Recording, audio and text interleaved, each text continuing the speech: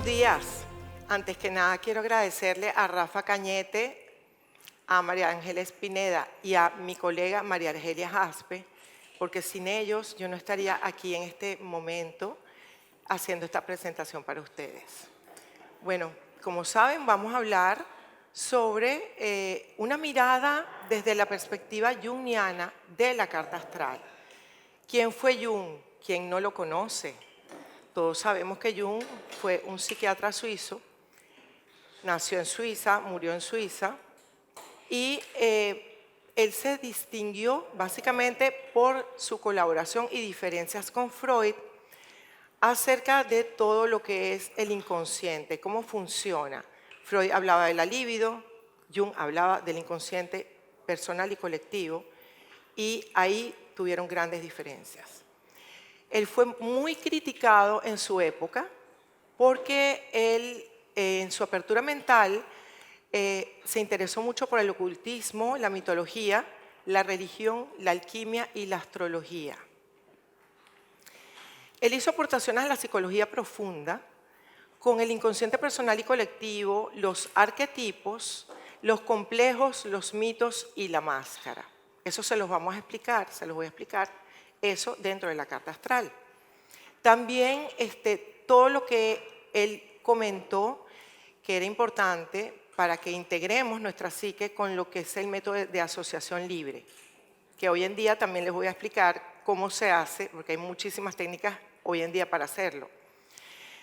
A partir del legado de Jung comienza una nueva versión de la astrología, ya es una astrología humanista, es una astrología que utiliza los planetas transpersonales o colectivos, que eso, quiero decir que cuando se descubren, también nosotros cambiamos, porque no es lo mismo el ser humano hasta Saturno, que no conocía más allá de la esfera de Saturno, que cuando empieza a conocer los transpersonales. Y una vez que se descubren esos transpersonales, nosotros empezamos a ser más evolutivos, a ver más para adelante, a hacer más procesos, a no quedarnos estancados siempre en los mismos grupos, a poder cambiar y a transformarnos. Entonces, las figuras más relevantes de este movimiento son Dane Rudhyar, Mark Edmund Jones, Alexander Ruperti, Richard Idemont, que en particular Richard Idemont es en quien yo me basé para hacer todo este análisis, en sus seminarios, porque él dio pocas clases, él no escribió libros sino fueron sus seminarios los que fueron transcritos. Howard Sasportas, Stephen Arroyo, Liz Green y Donna Cunningham, entre otros. Vamos a ver el modelo de la psique. Tenemos que nosotros, la parte más consciente, es nuestro ego. Nuestro ego es lo que nos hace ser quien somos y diferenciarnos de los demás. El ego tiene una conexión con el self, que es el arquetipo integrador, es ese maestro interno, el guión de la película que por ahí dicen, que busca desarrollar toda la potencialidad de la carta, ¿ok? Entonces, ese es el eje ego-self. Ese eje puede estar interferido o puede no estar interferido. Eso lo vamos a ver ahorita con dos análisis. Los complejos, perdón, el núcleo arquetipal, que son el arquetipo, ahorita lo voy a explicar. El núcleo arquetipal es más inconsciente porque pertenece al inconsciente colectivo. Digamos que el colectivo está dentro y lo personal está afuera, en esta gráfica. Entonces, los arquetipos que impactan nuestro inconsciente y que nos hacen ver la vida como la vemos, de acuerdo a un colectivo, están muy, muy adentro. Luego, estos arquetipos, que son los planetas, se van relacionando entre ellos y van haciendo los complejos. Los complejos son agrupaciones de planetas, ¿ok? No es que un complejo es que tú tienes un complejo de inferioridad, como dice la gente, ¿no? Que esos términos hay que averiguar bien, hay que especificar bien qué significan. Luego tenemos, bueno, como dije yo, el inconsciente colectivo está aquí adentro de nuestra psique y el inconsciente personal está más afuera, que forma parte de todo esto. Entonces vamos a ver esta relación. Tenemos la carta astral, y que es el zodíaco, digamos que Luna, Sol y todos los demás planetas son los arquetipos, Los arquetipos están representados por el inconsciente colectivo y en astrología generalmente la parte inferior de la carta dicen que es más inconsciente que la superior o que digamos que la actitud consciente, la que se ve en el afuera, es el hemisferio que está por arriba del horizonte. La sombra también pertenece un poquitico a lo que uno trae y está como que por debajo. Eso es según el modelo de Jung. Sabemos que la sombra, y les voy a explicar, no tiene mucho que ver con esto, pero esto es a nivel explicativo. Entonces tenemos que los complejos tienen que ver un poco con lo que nosotros, la gente ve en nosotros. ¿Qué es lo que ven? De repente ven que somos de una manera porque estamos activando un complejo o un grupo de planetas y de repente activamos otro. Y eso se los voy a explicar aquí. ¿Qué son los arquetipos? Los arquetipos son modelos innatos de acción y comportamiento. Son patrones de actitud y relación típicos de la especie humana. Pertenecen al inconsciente colectivo y la psique trabaja a través de esas imágenes de lo colectivo. Entonces, los arquetipos pertenecen al inconsciente colectivo, pero el inconsciente personal también se rige por esos arquetipos, pero dentro de lo que es nuestras vivencias, porque el inconsciente personal se transforma y modifica a lo largo de toda la vida en la medida en que vamos haciendo un proceso de integración de nuestras experiencias. Y cada persona tiene una forma de hacer proceso. Entonces, un complejo es una relación entre dos o más planetas y está representado por las figuras horoscópicas. Es decir, que si tenemos una conjunción aislada Sol-Neptuno, aunque esté aislada, en un momento de nuestra vida eso va a tomar posesión, porque es parte de nosotros, ¿no? Y eso se activa por tránsitos y progresiones. Todo lo que tiene que ver con los aspectos es eso. Un mito es la suma de varios complejos y su dinámica relacional. Entonces, el mito es toda nuestra carta, es nuestro mito personal. Cuando nosotros integramos todos esos conceptos, sabemos cuál es nuestro mito personal. Y el self es el arquetipo del centro del psiquismo. Hay muchos arquetipos, pero en este sentido, el self, que es el guionista de la película, el objetivo es el proceso de individuación. Todos queremos desarrollar nuestro potencial. De alguna manera vamos a ello, consciente o inconscientemente. Entonces, la parte más profunda y no consciente de nuestra psique es el yo más profundo y real. Es un principio organizador que articula lo consciente con lo inconsciente e involucra la confrontación de opuestos. Entonces, el yo consciente, cuando yo soy, me diferencio lo que es mío de lo que es de la otra persona. Aquí vamos a ver qué es el concepto de la máscara. La máscara es el ascendente, la máscara personal. Y la máscara social es el medio cielo. Aquí vamos a hablar solamente de la máscara personal, que es el ascendente. Porque el ascendente va a diferenciar todo lo que viene del colectivo de la casa 12, de la casa 1, que es nuestra energía vital.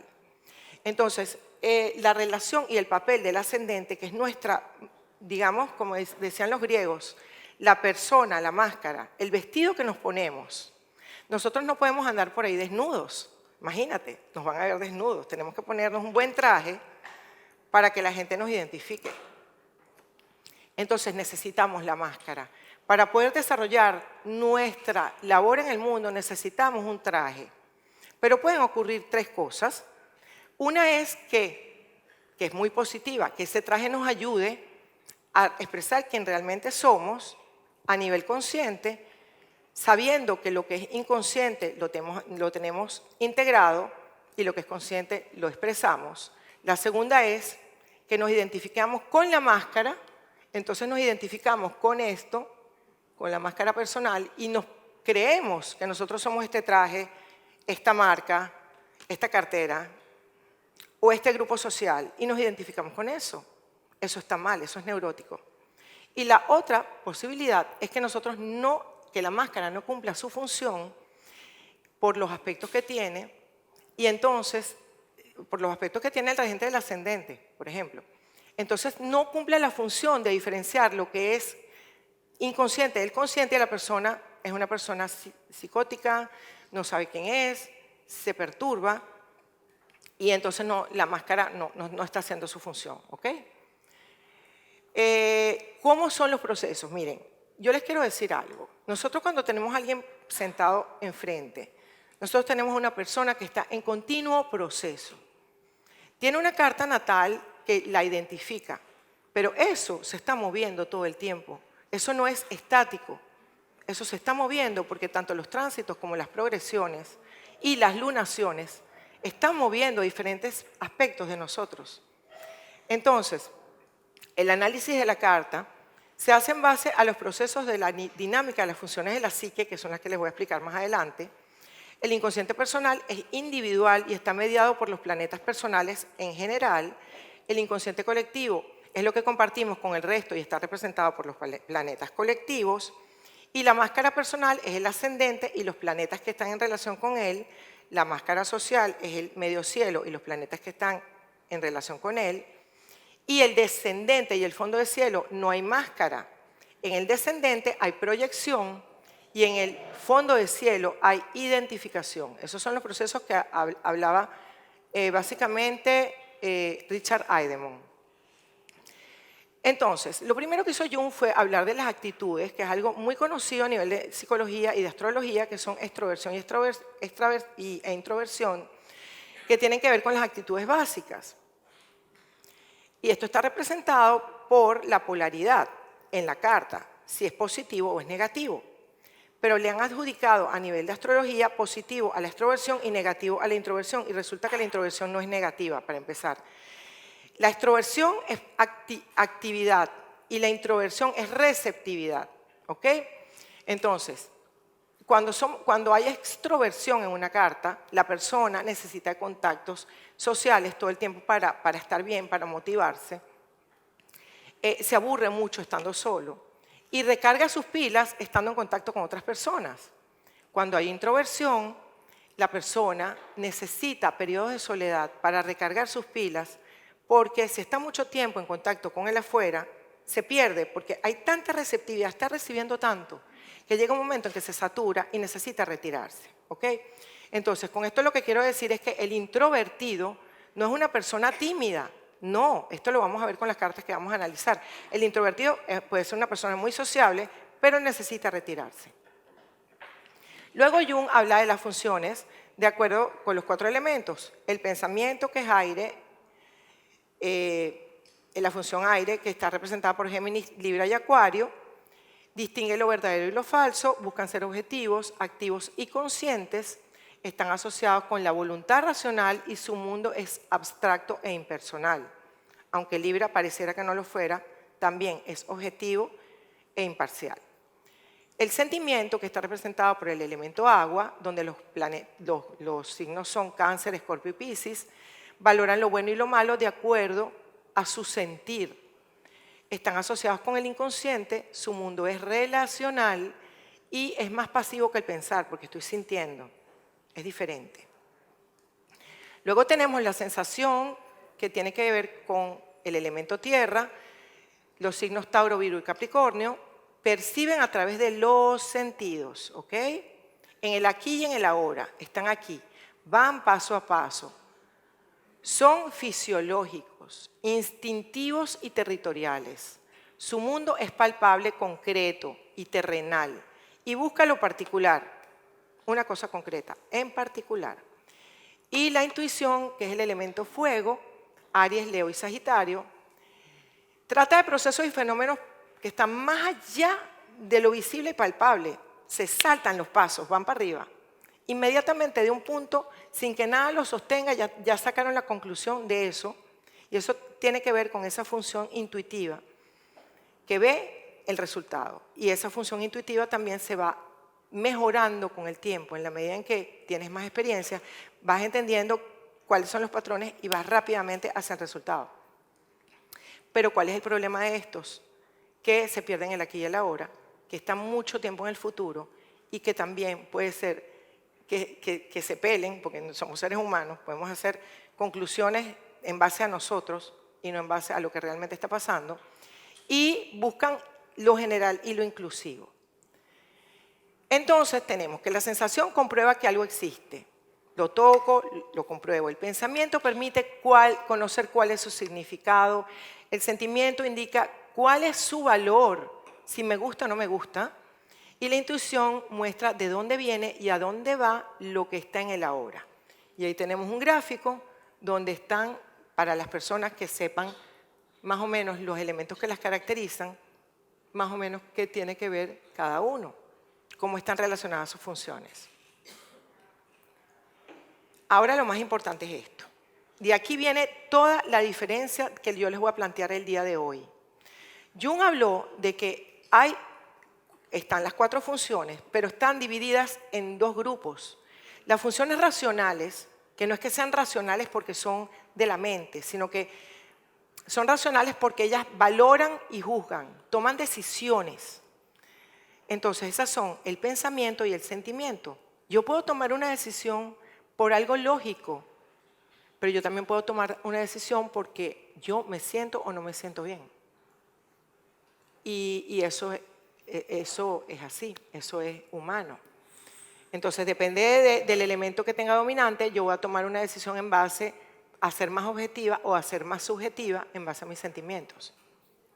Y las funciones perceptivas, que son las que perciben, que son, por supuesto, son la sensación, que es tierra, que percibe lo concreto, y la intuición, que percibe que algo más allá se va a dar.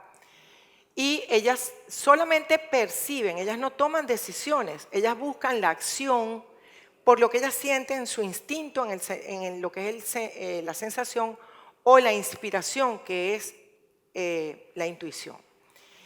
Pero ¿qué pasa? Que estas 4 funciones, ya divididas entre 2, cuando tenemos el pensamiento y el sentimiento en una línea, si tú eres pensamiento, el sentimiento pasa a la función inferior.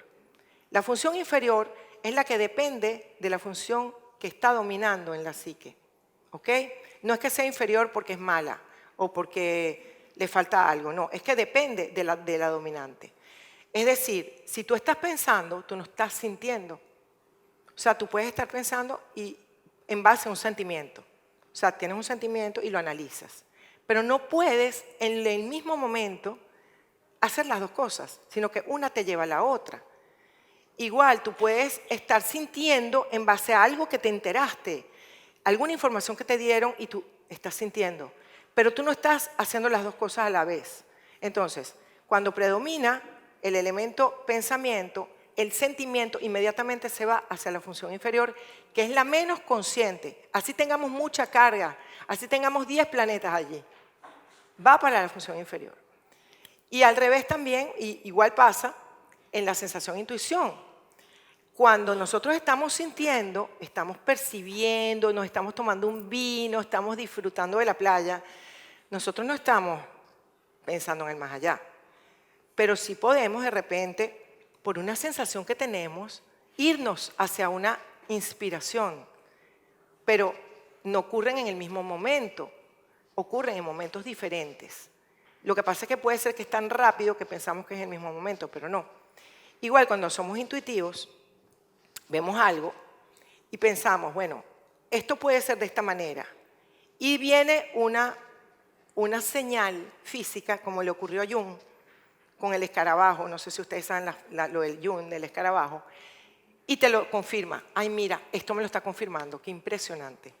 Como le ocurrió a nuestro presidente Maduro con el pajarito que le estaba hablando. No sé si ustedes saben ese cuento.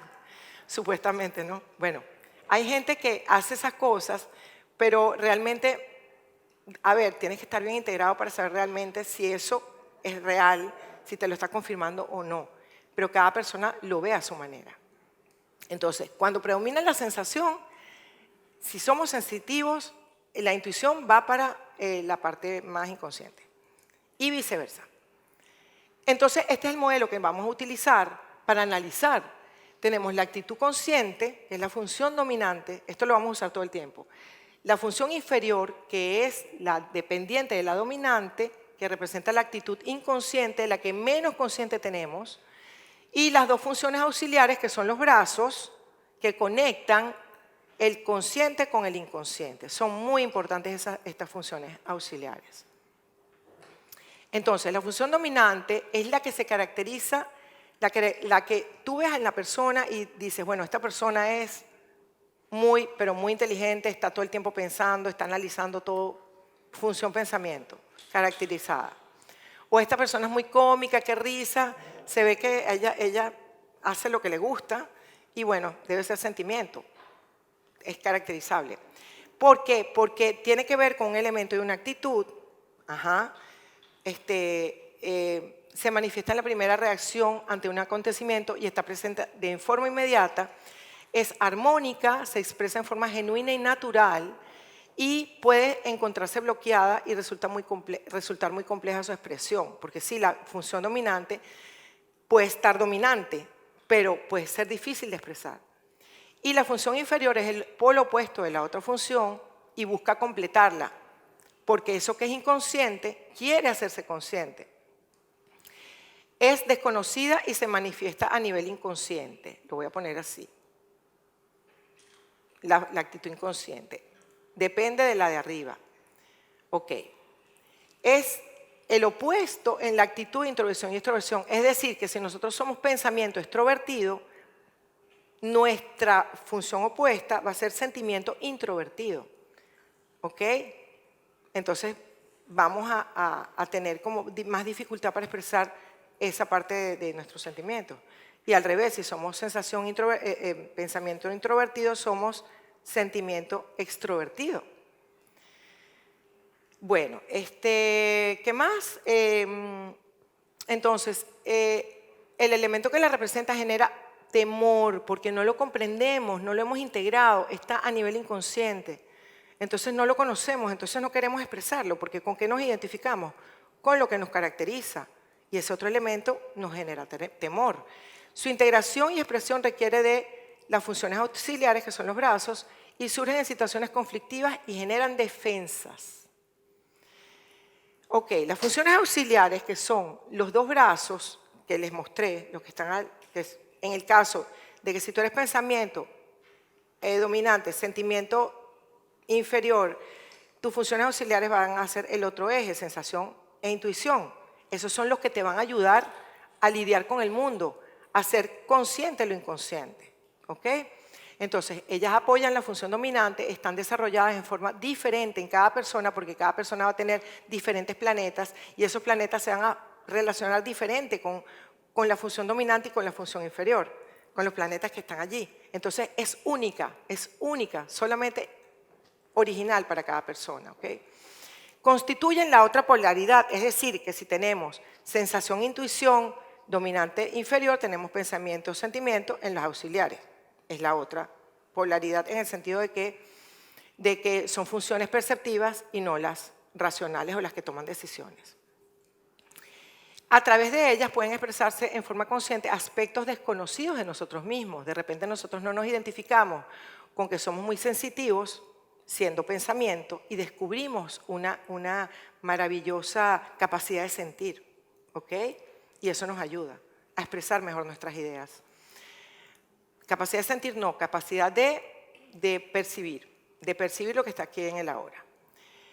Ok, también aparece como dominante en un plano menor. Si las funciones auxiliares pues, se pueden presentar como dominantes, si están muy relacionadas con la función dominante. Y siempre va a estar adjunta y apoyándola. No actúan solas, apoyan a la función dominante. Hay facetas de la función dominante y la auxiliar que se refuerzan entre sí. Y hay facetas que se ponen en conflictos dependiendo de los aspectos. Y lo mismo pasa con la función dominante inferior. A veces pueden tener relación y pueden apoyarse o no. Y eso lo vamos a ver en estas dos cartas que ojalá que me dé tiempo de analizar. Voy muy lento. Vamos a ver. La función inferior es autónoma, es la sombra en acción. Presenta dificultades de expresarse en forma fluida. Es probable que aparezcan personas con características negativas porque las proyectan. Entonces, cuando nosotros no tenemos algo consciente, alguien nos va a proyectar eso. Esa cosa que nosotros no tenemos consciente, que es de nosotros. Entonces tenemos que revisar. Esta persona está diciendo que yo esto, o me está haciendo sentir esto, déjame revisar esta parte mía, porque probablemente no la tengo consciente. igual nosotros proyectamos en otros lo que no tenemos consciente. Y más adelante, cuando se integra, cuando nosotros somos conscientes y hacemos ese trabajo individual de conciencia, vamos a traer gente que va a fortalecer nuestra función menos consciente, porque ya lo vamos a traer, porque ya los tenemos integrados. Y eso es un proceso de toda la vida, porque nuestra carta cambia, nuestro ascendente progresado cambia, nuestro sol, luna, todo cambia. Los tránsitos también aspectan diferentes, tanto al radix como a la progresión, y todo es un proceso. Estamos en un proceso, no somos una carta, la carta de nacimiento, no somos eso. Nosotros nacimos con ese sello, pero ese sello va modificándose. ¿Cómo es la dinámica? Cuando una persona está equilibrada, la dinámica psicológica es iniciada por la función dominante y las funciones auxiliares apoyan la integración de la función inferior o la función menos consciente. Cuando una persona está perturbada, utiliza su función inferior o la menos consciente como dominante. Y la dominante, porque la dominante está bloqueada.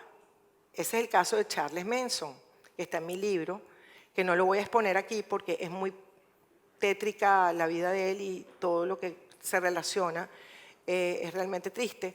Pero ese señor pues no pudo hacer consciente su sombra, tenía todo bloqueado. O sea, era imposible. Quizás relocalizándolo podría haber sido. Quizás en algunos momentos de su vida lo pudo hacer, pero no lo supo mantener, porque no había los medios en ese momento y él no tenía esa capacidad. Entonces sí que hay personas que vienen perturbadas, eso es cierto. Y eso hay que tenerlo consciente. Pero este sistema nos puede ayudar a tratar de sacar esa perturbación del inconsciente y hacerla consciente e integrarla. ¿Ok?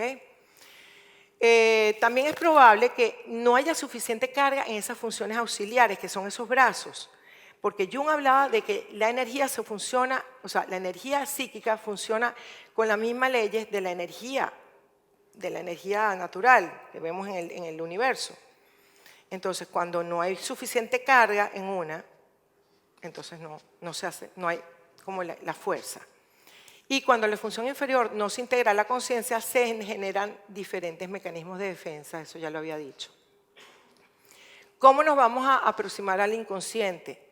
Nosotros no podemos decirle a la persona, mira, es que tú no tienes consciente tus emociones, ¿vale? Tienes que hacer consciente de tus emociones, no. Nosotros tenemos que ir por aproximaciones sucesivas, buscando su función dominante, que es pensamiento, ¿verdad?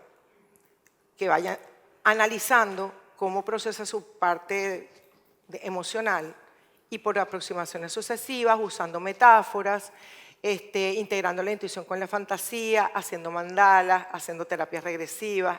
Ahorita hay muchísimas cosas más que antes. Constelaciones familiares, tantas cosas que hay ahora para eso, ¿no?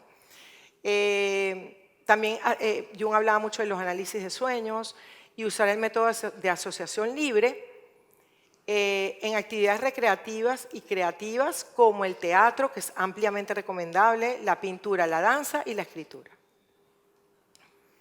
Ok, ¿dónde más se presenta la función inferior o la función menos consciente? Esto es muy importante. En el planeta aislado, un planeta que está aislado o feral no tiene relación con otros planetas, ¿ok? Entonces va a tener dentro de sí una función que no está integrada y un elemento que no está integrado. Luego, las funciones que faltan, el elemento escaso o ausente, que es lo que acabo de hablar. Uno de estos está escaso o ausente en cada una de nuestras cartas. Las modalidades escasas o ausentes.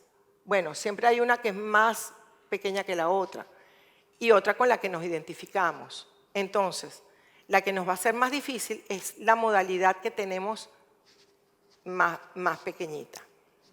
Luego, los aspectos.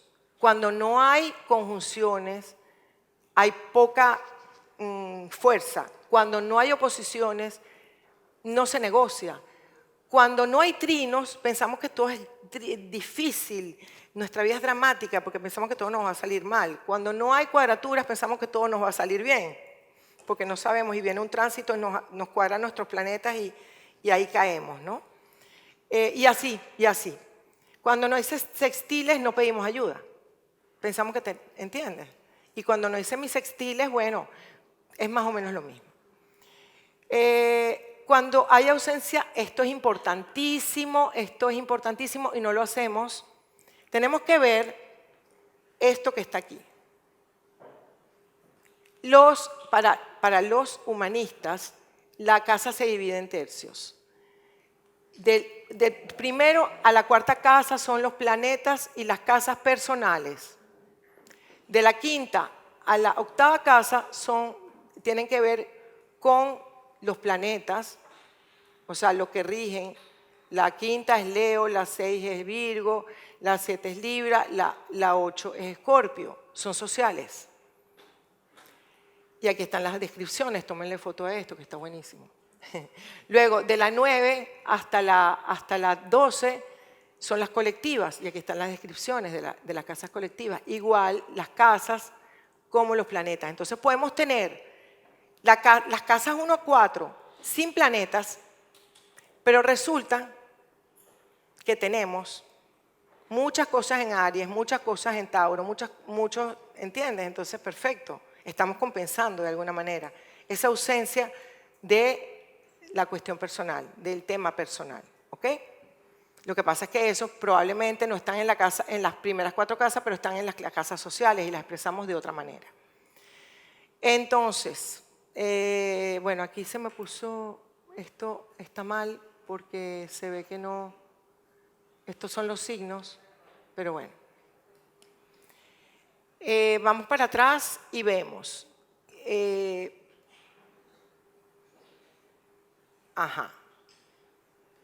Otros aspectos a considerar en astrología humanista es los planetas retrógrados, porque siempre tienen un poquito de aspecto de sombra, los signos o planetas interceptados, los planetas en grado crítico, el elemento que rige la casa 12, las dignidades y debilidades son importantísimas, las dignidades de los planetas aquí para la fuerza.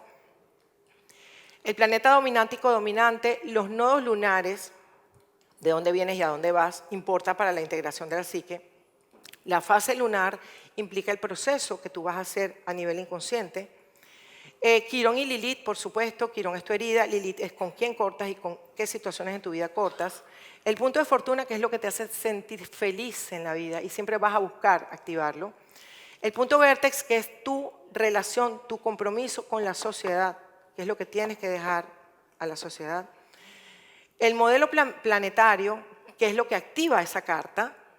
El eje 6 y 12 y el eje 2 y 8. El eje 6 y 12, que es el de servicio, ¿ok? Y también tiene que ver con las enfermedades. Y el eje 2 y 8, que tiene que ver con la transformación y cómo la parte material, cómo yo activo mi parte material. Los eclipses prenatales y los tránsitos y progresiones. Imagínense todo lo que hay que hacer para hacer consciente lo inconsciente, revisar todo esto en nuestra carta. Lo primero que tenemos que hacer es hacerlo con nosotros mismos.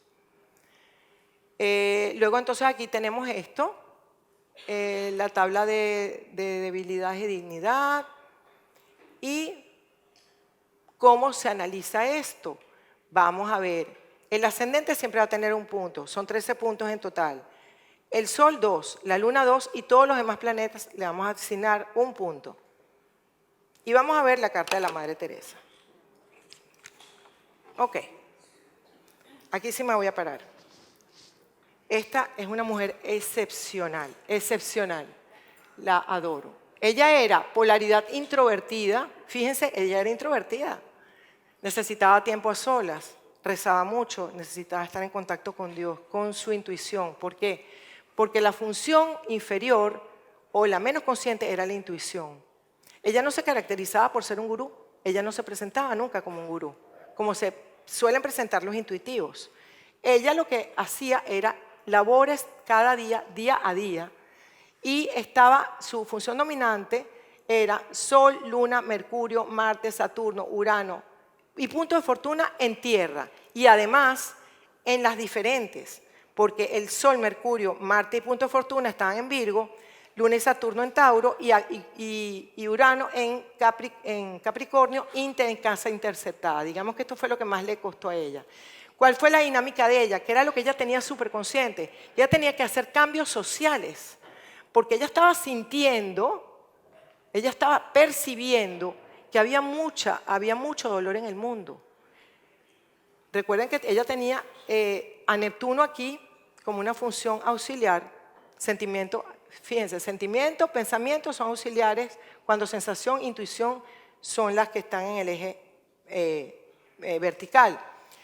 Ella se daba cuenta y percibía, y con su gran corazón, porque tenía Neptuno exaltado, ¿ok?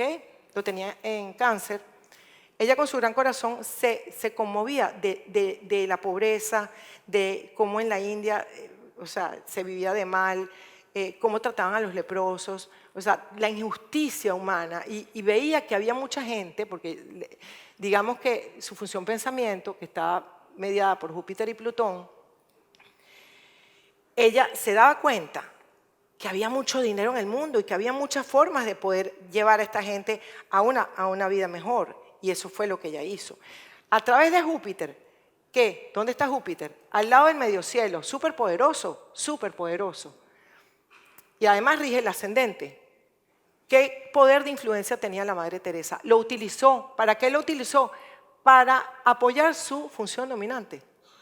Lo que tenía más consciente, lo que ella quería cambiar. Y ella era día a día. Ella trabajaba como una hormiguita. Entonces, ella utilizó a Plutón, a Júpiter, que además Júpiter está regido por Venus. ¿Y Venus quién es? Venus la tenemos aquí en Leo. ¿Dónde está Leo? Aquí. En conjunción con el vértex, que es su labor social, y en la función menos consciente, que está aquí. Entonces, ella a través de la oración, el contacto con Dios, ella se inspiró. Ella escuchaba los mensajes de Jesús. Y a ella le dijeron, tu misión es esta. Fíjate, Venus y Vértex, tu misión es esta. Tú tienes que hacer esto por el mundo, tú puedes hacerlo. Y ella lo hizo.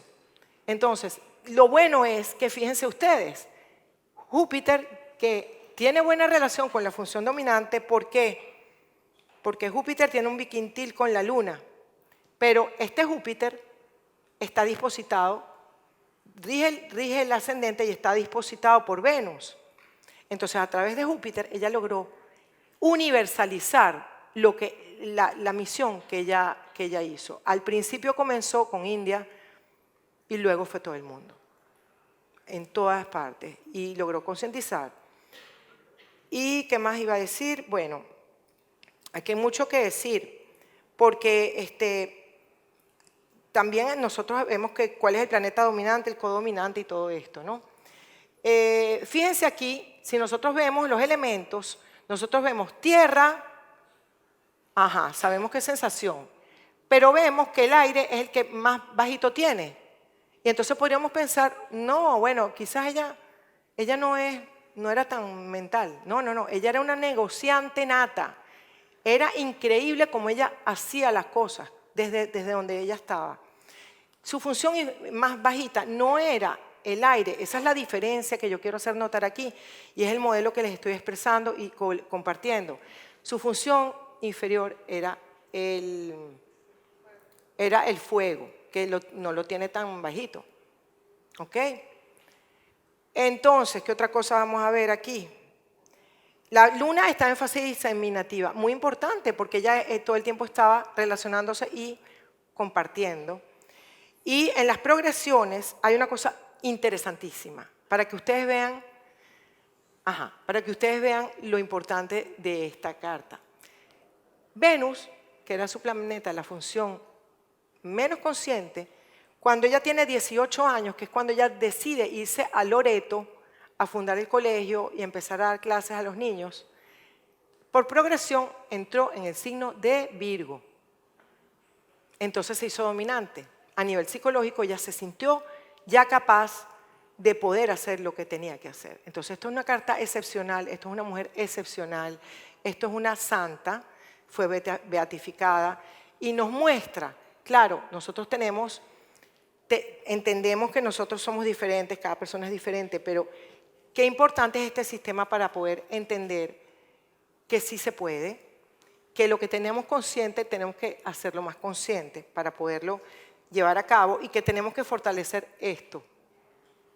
En el caso de Frida Kahlo, lo voy a decir rapidito porque me queda poquito tiempo, A ver,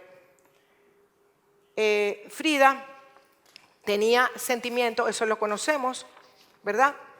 Ella era un cuerpo envuelto, una emoción envuelta en un cuerpo, ¿ok? ¿Qué le pasó a Frida? Que ella tenía a Marte, Urano, lo tuvo, que es significador de accidentes, en la casa 5, en oposición a su estelium en Cáncer. Entonces le cambió la vida a los 18 años, junto con el retorno nodal, le cambia la vida. Y entonces, ¿qué pasa? Que esto es un complejo. Marte-Urano es un complejo. Para ella todos los hombres le traían problemas, eran caóticos. Y ella también a nivel de... No es que ella era caótica, sino que ella vivió una vida caótica por el accidente que tuvo. ¿Y cuáles eran las funciones que ella tenía? Ella tenía Mercurio, fíjense, Mercurio estaba aislado. Y Mercurio tiene que ver con su pintura. Y tiene que ver con la intuición porque está en Leo. ¿Dónde pintaba ella? Desde su cama, aislada. ¿Cuáles eran sus mensajes? Ya los voy a decir.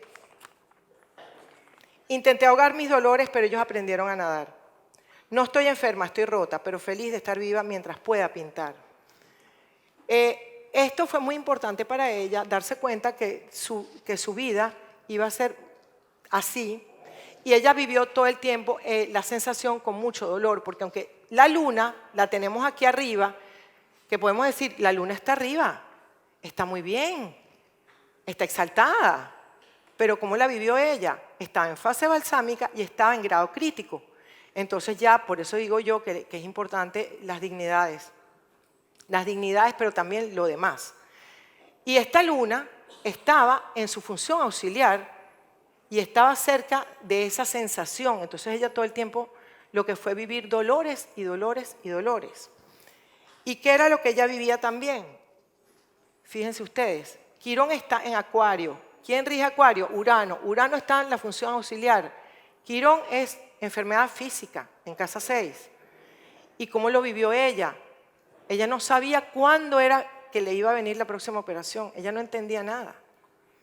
Era horrible. Todo el tiempo estaba en ese proceso de no saber. Y así aprendió a vivir. Y así aprendió a pintar. Y bueno, pues nada, hay mucho que decir, pero ya me están dando señas que no puedo seguir. No sé si alguien tiene alguna pregunta de las cartas o algo así, si a alguien les queda claro usar este modelo, si les parece bien. El pensamiento, fíjense ustedes una cosa interesante con Frida. Venus, Plutón y Quirón eran su función inferior o la menos consciente. Entonces, ¿cómo ella vivió su Venus? Ella vivió su Venus, su parte mujer muy accidentada, muy accidentada. Además, ella, ¿cómo vivió su maternidad? No la vivió, ella tuvo tres abortos. ¿Y cuándo los tuvo? Cuando ella se fue a otro país a exponer. Venus, Plutón, ¿dónde están? Venus, Plutón están aquí, en la parte de la profesión. Cuando ella se hizo ya conocida, que fue a Nueva York, ahí tuvo un aborto también. Entonces, ¿cómo lo vivió ella? Terrible, terrible. Y no era precisamente porque fuera la mujer fatal, sino porque tenía esa luna en grado crítico al lado de estos dos señores que fueron los que causaron el cambio de vida que ella tuvo. Entonces, cuando analizamos la carta de esta manera, podemos ver el proceso, que es lo que nos interesa, por lo menos es lo que me interesa a mí, para poder ayudar a la persona a ser consciente lo que no tiene consciente. Eso es todo. Muchísimas gracias.